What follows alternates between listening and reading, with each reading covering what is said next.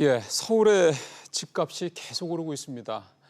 더군다나 더 걱정스러운 거는 그전에 많이 올랐던 데가 더 오르는 것보다도 이제는 그런 상황들이 주변적으로 계속해서 확대돼 나간다는 겁니다. 서울만이 아니라 서울의 주변 지역까지, 그러니까 이를테면 경기도에서 서울과 가까운 지역까지 이런 집값 상승세가 좀 더 확산되는 게 아니냐는 그런 조짐도 보이고 있어서 더욱더 걱정을 자아내고 있습니다. 곧, 다음 주라는 얘기도 있긴 합니다만 곧 정부에서 또 부동산 종합 대책을 내놓는다는 얘기가 지금 계속해서 나오고 있습니다만 또 그 사이에 그린벨트 어디를 해제한다는 등 또 공급 대책이 뭐가 나온다는 등 여러 가지 얘기가 나오고 있음에도 불구하고 사실 시장은 별로 그렇게 개의치 않는 것 같습니다. 이 이면에 어떤 것들이 담겨 있는지도 좀 살펴보도록 하겠습니다. 오늘 건국대 부동산대학원 최황수 교수, 그다음에 이재문 창조도시경제연구소 소장 이 두 분 모시고 얘기 나눠보겠습니다. 어서 오십시오. 네, 안녕하십니까. 오늘 부동산 1사 자료가 오늘 나왔고 어제 이제 감정원 자료 나오고 공통적으로는 어쨌든 서울의 집값이 계속 오른다라는 거지 않습니까? 그러니까 별로 요즘에 정부에서 내놓는다 공급 대책 나온다 해봐 별 신경 안 쓰는 것 같습니다. 일단 가격이 오른다라고 사람들이 이제 생각을 하게 되면 이제 심리적인 요인이 이제 시장의 어떤 이성적인 판단보다 앞서기 때문에 네. 일단 정부 발표라든지 이런 거는 좀 조롱하는 추세로 좀 들어가죠. 아 그렇게까지 말씀하시네요. 그러다 보니까 이제 정부의 어떤 그 발표가 부동산을 사야 된다라는 어떤 오히려. 그 가이드라인이라고 할 정도로 지금 정부 발표를 좀 비아냥거리고 있는데 사실 우리가 좀 냉정하게 좀 이런 상황에서는 예. 좀 시장을 바라봐야 될 필요성이 좀 있을 것 같습니다. 실질적으로 부동산 가격이 오르고 앞으로도 부동산 가격이 계속 오르는 상황에서 네. 오르는 상황에서 시장을 계속 오를 거라고 우리가 예측한다라고 얘기했을 땐 거래량이 뒷받침돼줘야 되는데 상당히 지금 거래량은 줄어든 상태에서 호가 위주로 시장이 형성돼 있다가 어쩌다 계약 하나가 체결이 되면 그게 이제 실거래가가 되는 어떤 이런 장세가 유지되고 있기 때문에 네. 본격적으로 시장의 어떤 주택 가격이 상승하거나 이것이 기폭제가 돼서 앞으로 좀 더 추가적으로 큰 폭으로 상승할 것이다라는 어떤 그런 낙관적인 기대는 조금 자제를 하고 냉정하게 시장을 좀 바라보는 어떤 그런 좀 예. 팩트 체크가 좀 필요한 상황이 아닌가 이렇게 생각을 하고 있습니다. 지금 소장님도 심리적인 부분을 말씀하셔서 그런데 오늘 김동연 부총리가 그 얘기를 했더군요. 지금 현재 부동산 시장, 특히 서울의 집값은 투기 심리 플러스 불안 심리가 편승한 것 같다.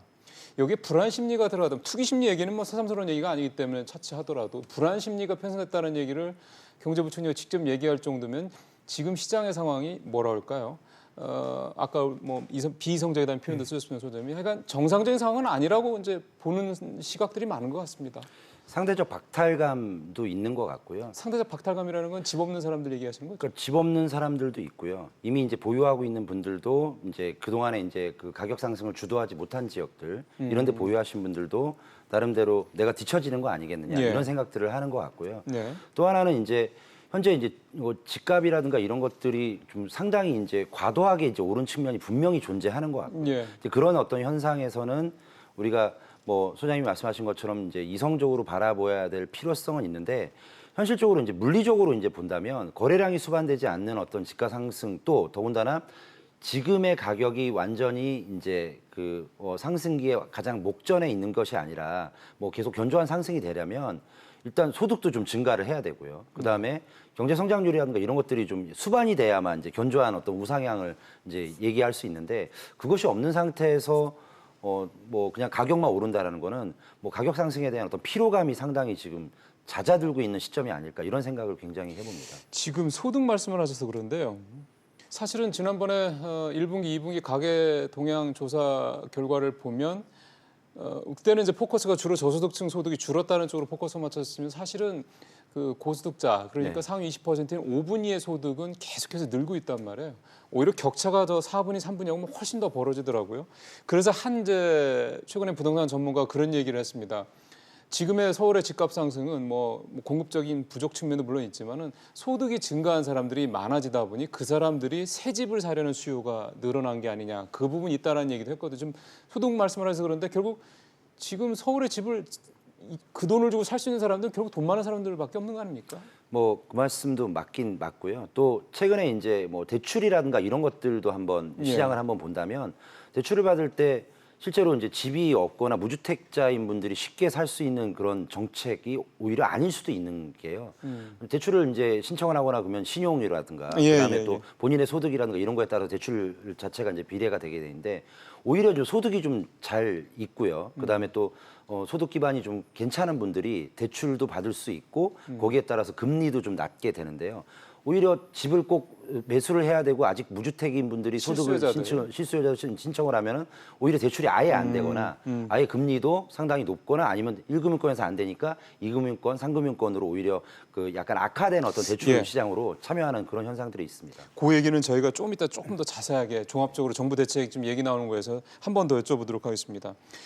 그 소장님, 제가 하나 좀 더 여쭤보고 싶은 게 최근에 하는 이런 뭐 감정원 자료나 부동산 일자료 자료를 계속해서 좀 추이를 시켜보다 보면 특징이 이게 점점 뭐라 할까요?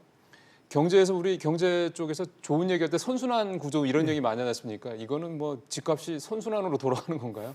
뭐 이를테면 강남 뭐 마용성 쪽에서 점점점 이제 그 주변의 쪽으로 뭐 동작 이쪽으로 가다가 지금은 뭐 노원 성북동까지 이제 성북 쪽까지 이렇게 확산이 되는 거 보면 이제 서울 지역 전체가 다 집값이 오르는 식으로 확산이 되더군요.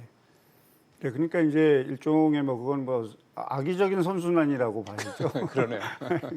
이제는 뭐냐면 이제 뭐 일부에서는 이제 그걸 풍선 효과 운운하고 그렇죠. 이제 정부의 네. 시중에 어떠한 유동성이 너무 풍부하기 때문에 드디어 이제 강남 사구 같은 경우는 일반적으로 매물을 찾기 어렵기 때문에 상대적으로 매물을 찾기 쉬운 시장 쪽으로 퍼져나가는 것이 아니냐. 네. 그리고 그것이 이제 심리적인 요인이 이제 작동이 되면서 너도 나도 살려고 하다가 보니까 이제 호가 자체가 상당히 지금 이제 상승폭이 강화되는 어떤 그런 쪽으로 돌아가는데 그렇게 바람직하지 않은 현상이라고 봅니다. 사실 제 개인적으로 이렇게 봤을 때에는 아까 얘기했던 어떤 심리적인 작용 또는 어떤 불안 심리가 제가 봤을 때에는 저소득층 아니면은 좀 가슴 아픈 얘기지만 현재까지 주택을 구입하지 않은 실수요자들 입장에서는 이미 지금 서울에 있는 주택 시장에 들어올 수 있는 상황은 아니거든요. 그렇죠. 그렇다고 그분들의 어떤 소득이 일순간에 갑자기 높아진 상황도 아니기 때문에 그분들이 뛰어들기 어려운 시장임에는 분명하기 때문에 또 그것이 수치로도 이제 말해주고 있습니다. 서울의 어떤 자가주택 점유율이 한 8%밖에 안 되는데 그 얘기는 뭐냐면 52%가 세입자라는 얘기입니다. 그렇죠. 최근에 많은 주택 거래가 있었고 또 많은 거래량에 반해서 또 가격도 상승이 됐지만 결국에 그 상승폭을 좀 더 격화시킨 어떤 세력은 그분 실수요자들이 아닌 어떤 투기 세력으로 대변되는 어떤 그런 분들이 좌지우지하지 않았나 저는 생각을 하고요. 그 대표적인 예가 엊그저께 국토부 장관께서 이제 뭐 발표하시는 내용에서 약 30% 이상이 임대주택 등록 사업자 중에 30% 이상이 다주택자들임이 최근에 밝혀졌기 때문에 그들을 규제해야 되는 어떤 방안이 필요하다라는 얘기까지 할 정도로 어떤 투기 세력이 지금 서울시장을 좌지우지하고 있지 않나 이렇게 생각을 하고 있습니다.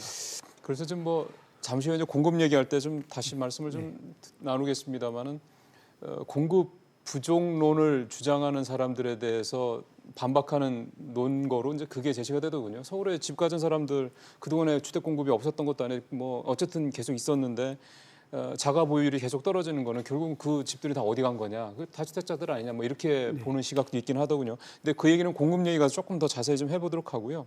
이 서울에 오늘 집값 오른 부분에 관해서 하나만 좀 더 두 분 말씀을 좀 각각 좀 듣고 정부 대책 얘기로 좀 넘어갔으면 좋겠습니다. 최 교수님, 요즘에 집값이 오르는 걸 상황을 가지고 계속해서 많이 회자되는 내용이 그 언론에서도 많이 제기하고 많은 국민들께서 얘기하시는 것 중에 하나가 참여정부 때 대자비다라는 얘기들을 많이 하십니다.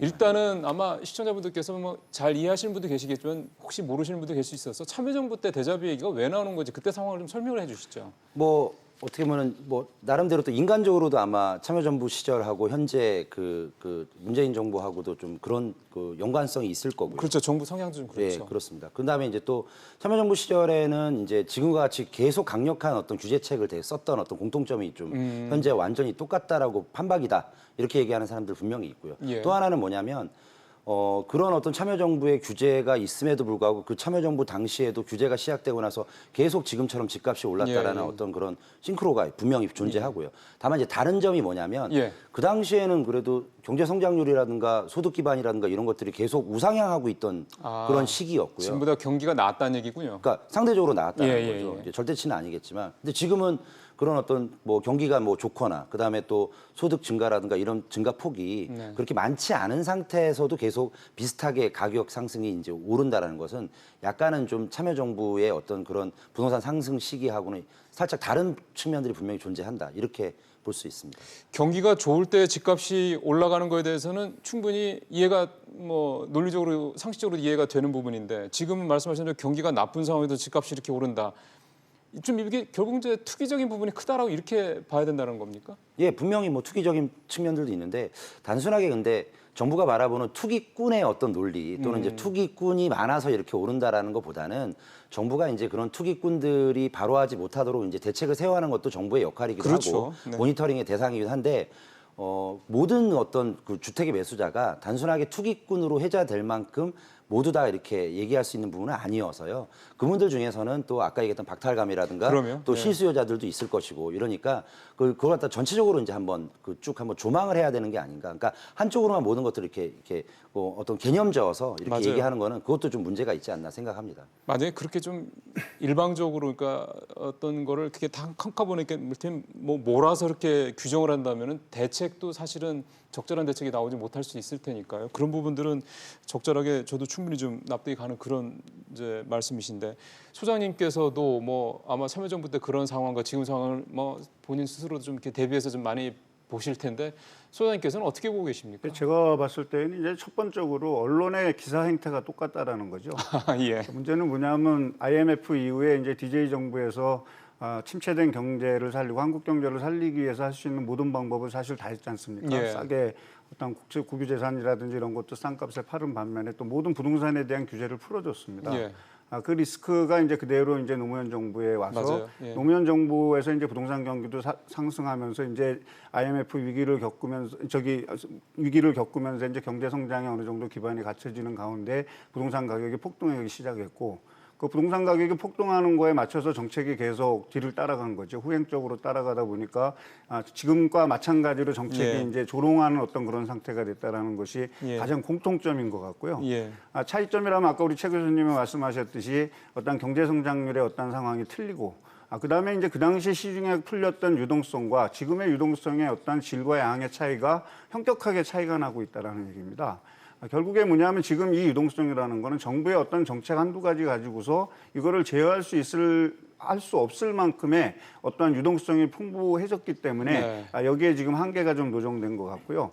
참여정부 시절에서는 그런 유동성도 풀리고 부동산 정책이 규제가 강화됐지만 결국에 종합부동산세 시행 이후에 어떤 단기간에 어떠한 이제 그리고 이제 그 이후에 정권을 받은 이명박 정권에서 이제 부동산 경기가 잡히면서 이제 장기적인 어떤 침체가 되지 않았습니까? 예, 예. 가격적으로 말씀드리면 이제 지금 이제 최근 뭐 재건축 문제 갖고서 논란이 되고 있는 뭐 아파트 같은 경우만 해도 2006년 12월에 한 11억 2천만 원의 최고점을 찍었습니다. 네. 최고점을 찍고 이것이 한 6년 뒤인 2012년 1월에는 약 7억 1천만 원 정도로 해서 약 많이 떨어졌네요. 36% 정도가 예. 폭락했거든요. 네. 이것이 다시 이제 2018년 8월 최근에 한 15억 1천만 원 정도 된 겁니다. 거의 두 배가 또 됐고요. 예, 결국에 이제 그 과정에서 우리가 봤을 때에는 2015년 이후에 지금 한 3, 4년 동안 이제 가치 상승이 큰 폭으로 맞아요. 되다 보니까 예. 이 부동산 가치가 이제 어떻게 될 것인가에 대해서 사람들이 많이 있지만 노무현 정부가 됐든 아니면 지금 문재인 정부가 됐든 부동산 정책의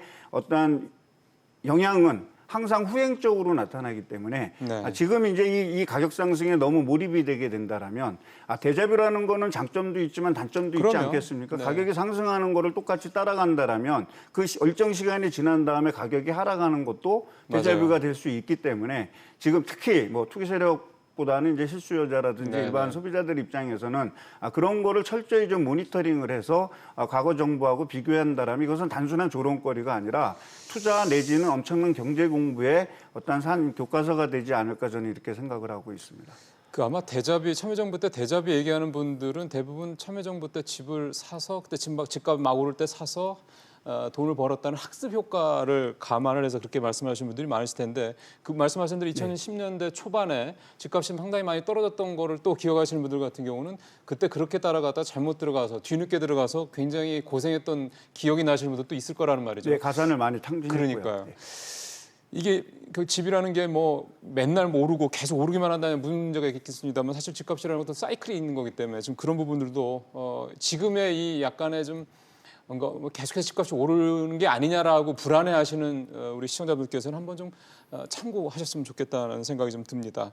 자, 이제 지금부터는 다음 주 빠르면 뭐 다음 주 얘기가 나와서요. 어쨌든 추석 전에 나온다고는 정부 대책 얘기를 해보겠습니다. 왜 정부 대책 얘기가 중요하다고 보냐면 지금까지 지난해 6.19 대책이죠. 그때부터 해가지고 대략 한 8번 내지 9번의 정부 종합 대책이 나왔는데 결국 지금 집값 상황은 그런 대책들이 거의 무색해질 정도로 서울의 집값이 특히 많이 오른 상황이기 때문에 그럼 앞으로 나올 대책이 과연 지금까지의 대책들이 못한 부분을 잘 메울 수 있느냐 이 부분에 대해서 조금 집중적으로 저희가 짚어보도록 하겠습니다. 먼저 최 교수님. 이제 정부의 이제 고강도 대책에 대한 카드가 네. 진짜 고강도였으면 좋겠다라는 소망을 가지고 있고요. 예. 고강도 대책에 의해서 나름대로 주택 가격이 안정화되고요. 이제 실수요자라든가 그다음에 또 어떻게 보면은 뭐 산이 높으면 당연히 굴도 깊은 거 아니겠습니까? 네네네. 뭐 참여정부의 어떤 데자뷰 아까 얘기했듯이 마찬가지로 이제 가격이 또 뭐 그때 모르게 또 떨어질 수도 있는 그런 예. 이런 불안감이 있는 상태에서 이런 고강도 대책이 어느 정도 약발이 좀 통했으면 좋겠다는 생각을 하는데 현실적으로는 네. 여태까지 있었던 10여 차례의 모든 대책들을 이제 봤을 때 과연 시장에서 반응할 수 있고 시장이 어느 정도는 자제할 수 있는 어떤 고강도 대책이 과연 또 추가로 존재하겠냐라는 의문점이 굉장히 많이 들고요. 네. 그런 이제 고강도 대책이 나온다 하더라도 결국에는 기존에 있었던 것들에 대해서 약간은 정리하는 수준이 아닐까. 물론 이제 그 안에는 이제 공급에 대한 대책들도 있겠지만 과연 시장이 그거에 대해서 충분하게 네. 뭐 이런 어떤 대책들을 갖다가 뭐 나름대로 이제 학습 효과 그다음에 또 앞으로 이제 어떤 운신의 폭을 갖다가 좀 줄이는 예. 그런 효과가 있을까? 저는 약간 의문입니다. 우리 최 교수님이 굉장히 요즘에 집값 상황에 대해서 걱정을 많이 하시는 것 같아서 네. 지금부터 한번 최 교수님과 우리 소장님께서 이런 어떤 그게 고강도 대책이든 뭐 저강도 대책이든 간에 정말 이런 불안한 집값 상황을 좀 안정시킬 수 있는 대책들이 어떤 식으로 좀 나오는 게 좀 좋을지 그 얘기를 지금부터 좀 분야별로 좀 해봤으면 좋겠습니다. 먼저 어쨌든 지금 제일 관심사는 뭐 공급 얘기인 것 같습니다. 뭐 그린벨트 푼에 만에 뭐 이런 얘기까지 나오고 있는 판이기 때문에 이거부터 먼저 한번 여쭤보죠. 지난 7월 초부터 서울의 집값이 다시 좀 갑자기 치솟기 시작했지 않습니까? 최 교수님께서 보시는 그 촉발자가 뭐였다고 보십니까? 일단은 이제 4월 1일 그 양도세 중과 이후에 예. 나름대로 뭐 이제 매도할 수 있는 사람들도 많이 매도를 했고요. 그렇죠. 임대주택 사업을 이제 그러니까 임대 사업을 갖다 이제 등록한 사람도 있고 또 시장은 약간 좀 관망 분위기가 있었다라고 생각을 하는데요. 네. 이제 어느 정도 이게 몇 달이 지나다 보니까 정부가 이제 그 뒤에 이제 쏟아냈던 정책들이 그다지 시장에 어떤 그런 효과를 미치지 못한다라는 또 다른 의미의 어떤 학습 효과가 있으면서 네. 시장에 적극적으로 참여하는 게 내가 어떤 그 시장에 뒤처지지 않는 그런 어떤 참여자로서 행동을 하지 않을까 이런 생각을 아마 하는 것 같고요. 예. 또 이제 7월 달이 지나면서 또 그때 또 이제 방학철에 이사 수요도 있으면서 예. 실수요자까지 같이 참여하는 어떤 그런 효과가 있어서 그때부터 또 다시 본격적으로 정부를 또 이제 정책이라든가 이런 것도 신뢰하지 않는 듯한 그런 약간의 어떤 그 힘 빠지는 어떤 예. 그 정책에 대한 어떤 피로감 이런 것들이 이제 더 이상 해봐야 나는 더 이상 뭐 예. 믿지 않겠다 이런 것들이 좀 더 강화되는 그런 시점이 아니었을까라고 생각합니다. 그런 의미에서 사실 이 대책이 상당히 좀 중요할 텐데 공급 대책 측면에서만 봤을 때는 지금 정부는 나름대로 상당히 좀 뭐 그야말로 고강도로 내려고 하는 것 같습니다. 그린벨트 또 풀겠다는 얘기까지 나오고 있는 거 보면은요. 근데 지금 그 민주당 신창현 의원이 아주 친절하게 택지가 어디 공급될 것 같다고 미리 잘 얘기를 해줬더군요. 공개해서 이분이 어떻게 될지는 모르겠습니다만 어쨌든 보면은 이제 뭐 과천이라든가 그다음에 경기도 일원 이렇게 되는데 일각에서는 뭐 서울이랑 근접성이 이렇게 좋지 않다. 과천 뭐 일부 빼고는 그래서 실효성 얘기를 하더군요. 어떻게 보십니까? 그러니까 이제 8개 지구죠. 8개 지구에 뭐 한다는 거를 국회의원의 직무상 취득한 정보를 이렇게 대국민에게 알 권리를 빙자해서 했을 수 있는지에 대해서는 좀 의문인데요. 예. 일단 뭐 수도권의 어떠한 소형이 됐든 신규 신도시가 됐든 어떠한 수도권의 주택을 공급한다라는 거는 장기적인 공급입니다. 지구 지정을 해서 지금 해서 또 앞으로 집을 짓기까지는 한 7, 8년 이상의 시간이 소요되는 어떤 그런 대책들이고 설령 지정이 돼 있다 하더라도 4, 5년 후에 주택 공급이 가능한 이런 부분인데요. 그렇죠.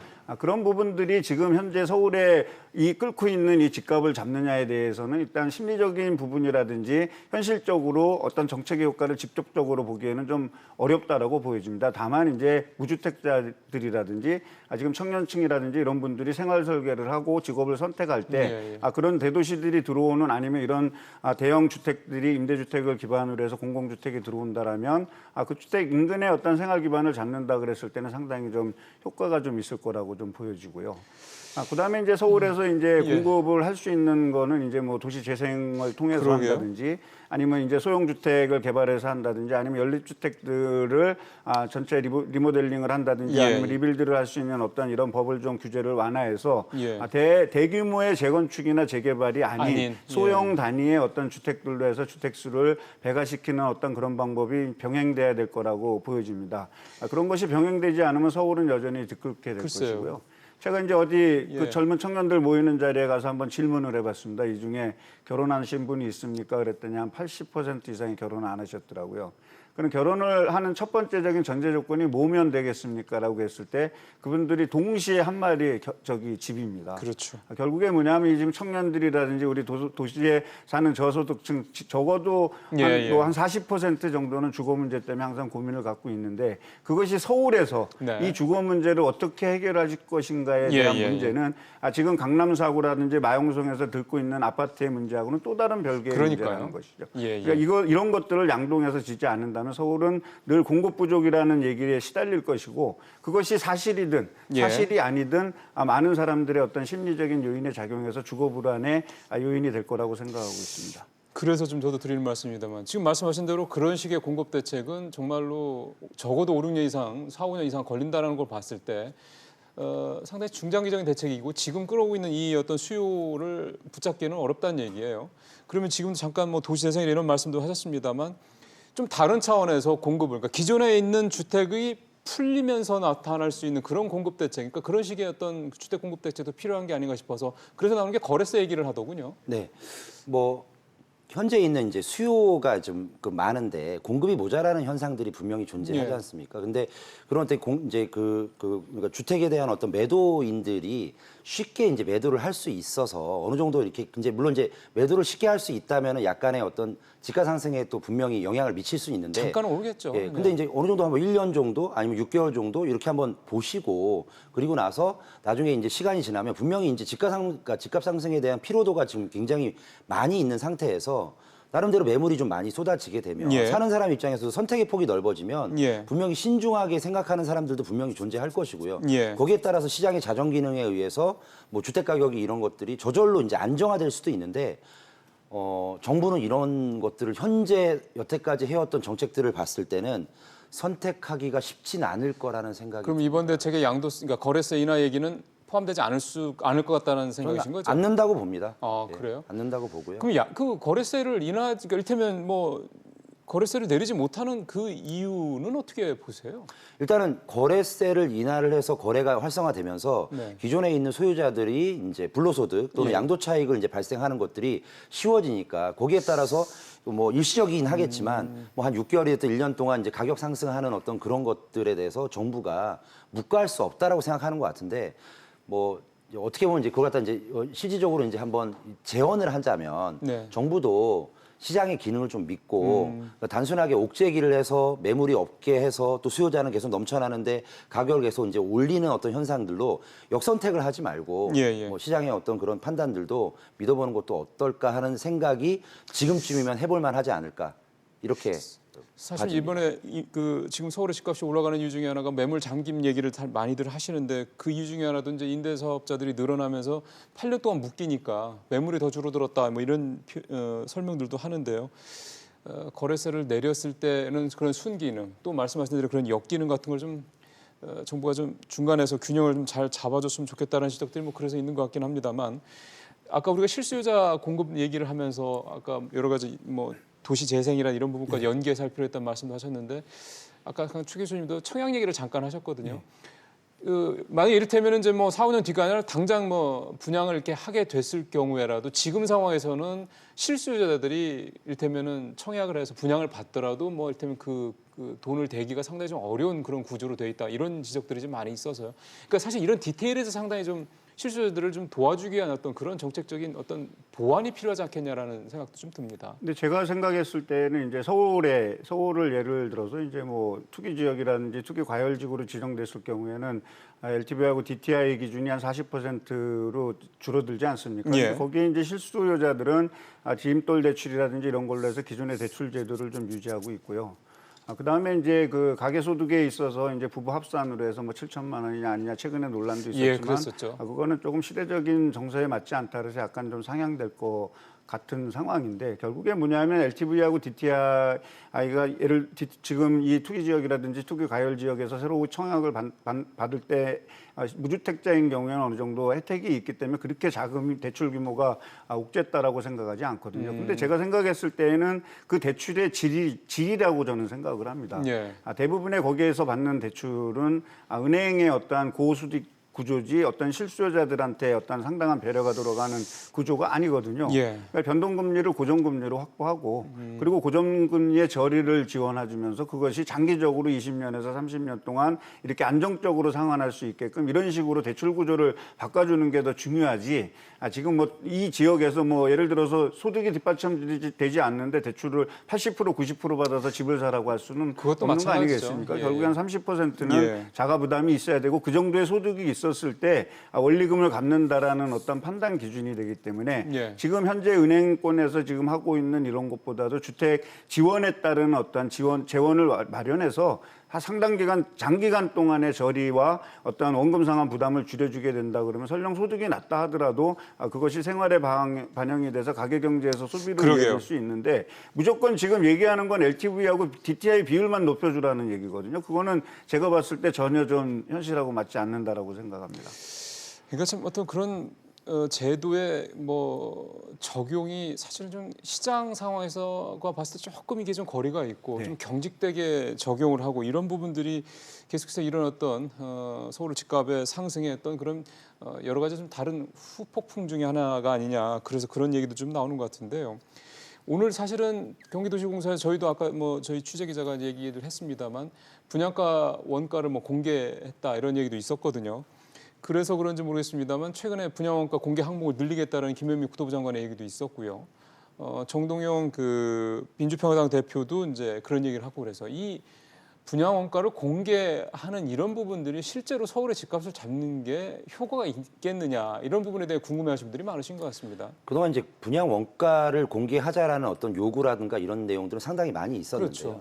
그런 이제 많이 있었지만 그동안 하지 못했던 것들은 이거에 따라서 이제 공급의 어떤 축소라든가 또 건설사의 어떤 분양 원가에 따른 어떤 자기의 비용 공개가 되면 예. 거기에 대해서 적극적으로 이제 공급에 나서지 못할 것이다 이렇게 얘기를 많이들 했었는데 예. 제 생각에는 이제 원론적으로는 분양 원가를 공개하는 것 자체가 맞겠지만 강론으로 들어간다면 약간 공급에 분명히 타격이 있을 거라는 그런 건설사의 협박 어린 맞습니다. 애교가 뭐 그런 애교 섞인 협박이 있을 수도 있다라는 건설 입장에서 생각합니다. 봤을 때는 내 원가가 다 공개가 되는데 나는 흙 퍼서 뭐 먹고 살라는 얘기냐 이런 식의 얘기도 할 수 있는 거고 상당히 부담스러워할 것 같긴 분명한 것 같습니다. 그렇습니다. 그러니까요. 근데 그 아예 말씀 나온 김에 요거 하나 좀 더 여쭤봤으면 좋겠습니다. 정동영 민주평화당 대표가 김현미 장관이랑 만난 자리에서 집값 잡는데 3종 세트가 있다. 그게 지금 뭐 최 교수님도 설명하셨지만 분양가 원가 공개하는 게 있고 분양가 상한제가 있고 후분양제 이렇게 얘기를 했단 말이에요. 지금 뭐 돌아가는 서울의 집값 상황 이런 거 봤을 때 약간 거리감이 있는데도 불구하고 정 대표가 이런 얘기를 하는 데는 이게 나름의 효과가 있다고 좀 일관되게 주장을 하고 있는 건데요. 실제로 그렇게 효과가 있다고 과거에 이제 보십니까? 지금 말씀하신 이 내용들은 전부 참여정부 시절에 나왔었죠. 예. 참여정부 시절에 나와서 이제 분양가 원가 공개 같은 경우는 참여정부에서는 62개 항목이었는데 그게 MB 정권 때 12개 항목으로 줄어들면서 줄었었죠. 이제 유명무실화 예. 됐죠. 사실 이제 분양가 원가 공개라든지 분양가 상한제라든지 이런 것들의 대전제는 이제 후분양제가 실시된다면 다 사그라들 내용들이라고 저는 보고 있습니다. 근데 이제 현재 건설업계의 어떤 성향상 지금 이제 후분양제를 당장으로 시행할 수 없기 때문에 이제 단계적 시행해서 공공 부분에서만 이제 적용되는 부분에 이제 60% 진행 이후에 이제 뭐 분양을 받도록 하겠다라고 해서 이제 약간의 이제 절충안적인 일단 예. 그 후분양제가 실시되고 있는데 이 후분양제가 실시된다 그러면 지금까지 이런 우려들은 뭐 저는 많이 사그러들 거라고 생각하고요. 이 주택을 공급한다라는 거는 사실 건설회사의 아까 말씀하신 대로 이익을 분양가를 공개하면 마치 이익이 함몰될 것처럼 얘기하는데 저는 전혀 그렇게 안 보고요. 택지를 공급받을 때부터 건설사는 많은 혜택을 받습니다. 많은 혜택을 받게 되고 그 택지를 공급받은 이후에 분양을 할 때에는 자기 자본이 하나도 없어도 분양해서 청약을 맞아요. 받아서 분양을 해서 계속 하다 보니까 청약을 받은 순간부터 입주시까지는 모두 소비자들이 이자를 내가면서 내 집을 기다리고 있는 것이죠. 건설사들은 그냥 예, 뭐 그냥 한 푼도 중간에 안 건설 내는 거죠. 중도금이 무이자라는 것이 엄청나게 혜택인 것처럼 누리지만 그 부분만큼 건설회사는 부당이득을 취하고 있는 거죠. 그렇죠. 정당한 이익을 취하지 말라는 것이 아니라 부당한 이익을 제거하겠다라는 게 후분양제 목적이고 과거에 주택이 없었던 시절에 건설사에도 돈도 없고 국가도 돈이 없었기 예. 때문에 집을 지어줄 수 있는 형편이 안 됐기 때문에 도입된 게 선분양제 아니겠습니까? 이제는 그렇게 해서 한 40년 이상의 주택을 공급해갖고 100% 이상의 주택 보급률이 있기 때문에 이제는 단계적으로라도 후분양제가 된다 그러면 굳이 분양가 상한제에서 얘기할 필요도 없이 맞아요. 서울에 예. 진짜 수요가 많은데 공급이 부족하다 그러면 가격은 오를 오르게 될 수밖에 없는 것입니다. 거죠. 그거는 이제 그때는 이제 낮을 수밖에 없는 상황이기 때문에 지금은 이제 공적 규제가 예. 암암리에 많기 때문에 정부에서도 이런 규제가 필연적이라고 보고 있는 것 같습니다. 알겠습니다. 지금 뭐 세제 얘기도 물론 있고요. 그 다음에 뭐 대출 관련된 그런 부분 포함이 된다고 얘기를 하고 있습니다. 어쨌든 저희는 이제 오늘은 주로 이제 공급 관련된 부분에 대해서 두 분의 이제 말씀을 좀 들었는데요. 다음 주에 뭐 정확하게 언제 발표될지 아니면 그 다음 주가 될 수 있을지 좀 뭐 정확하게 시기를 알 수는 없겠습니다만 어쨌든 뭐 다음 주도 계속 서울의 집값 문제는 계속해서 이슈가 될 수밖에 없는 상황이기 때문에 다음 주도 여러분들과 함께 이런 전문가분들과 함께 서울의 집값을 잡기 위한 어떤 정말 근본적인 대책이 필요할지에 대한 주제를 계속해서 이어나가도록 하겠습니다. 오늘 두 분 말씀 잘 들었습니다. 고맙습니다.